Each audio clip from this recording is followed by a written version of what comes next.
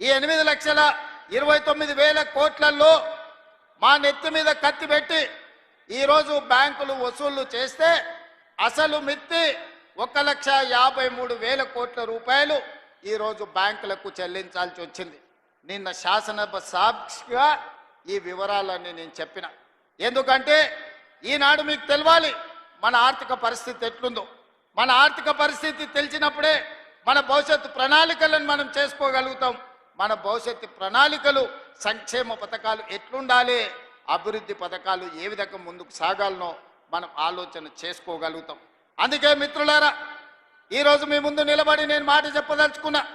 ఎన్నికల్లో ఇచ్చిన గ్యారంటీలలో ఆడబిడ్డలకు ఆర్టీసీలో ఉచిత బస్సు ప్రయాణం అని చెప్పినాం.